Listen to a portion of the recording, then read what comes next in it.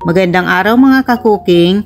For today's video, ituturo ko po sa inyo kung paano po magbalot ng lumpia ng pantay-pantay. Marami po kasi sa atin ang hindi alam pag nagbabalot ng lumpia kung paano magiging maayos at pantay-pantay ang pagkabalot ng lumpia. Ganyan din po ako dati.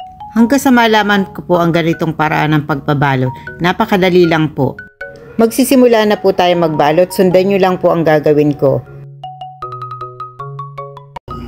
Ganito po ang gagamitin kong pambalot ko. Ang pambalot nyo po ay yung sa palengke binibili, yung bilog. Guntingin nyo lang po ang mga gilid. Hanggang sa maging square po ang hugis ng inyong pambalot. Tapos po itupin na po natin sa gitna. Pahati po. Tapos guntingin po natin para mahati. Pagkatapos mong guntingin, ito na po siya. Nahati na po. Sundan nyo lang po kung paano po ang tamang pagbalot.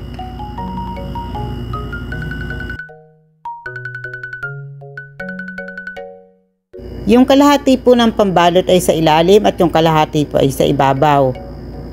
At ilagay na po natin ang ating lumpia mixture.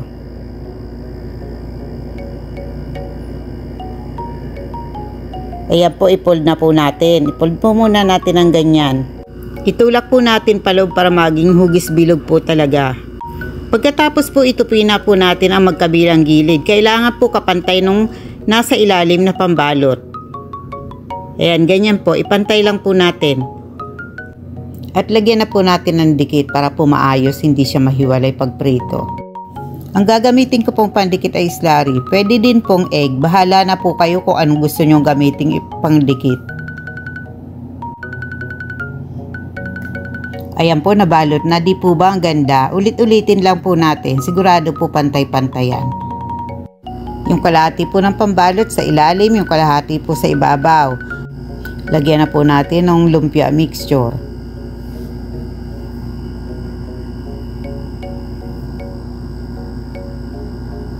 I-fold po natin. Itulak po papasok para maayos yung pagkabilo. Itupi po yung magkabilang gilid. Kapantay ng pambalot na nasa ilalim. Tapos i-fold po uli. At dikitan. Ganyan lang po kadali. Ulit-ulitin lang po natin yan.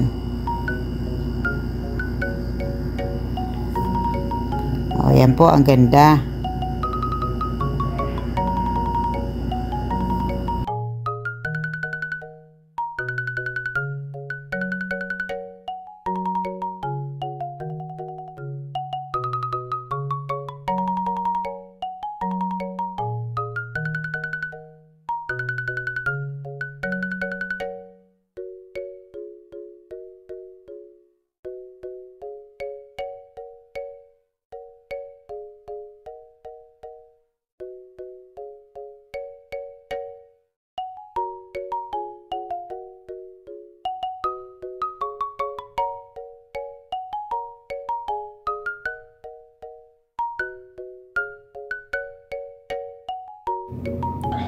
Tapos na po nating ibalot lahat.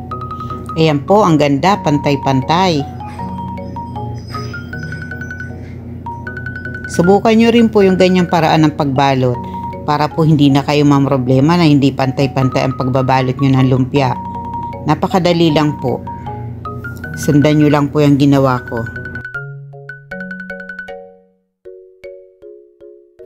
Marami pong salamat sa panonood mga ka-cooking. Please like, share, and subscribe po. Salamat! Bye-bye!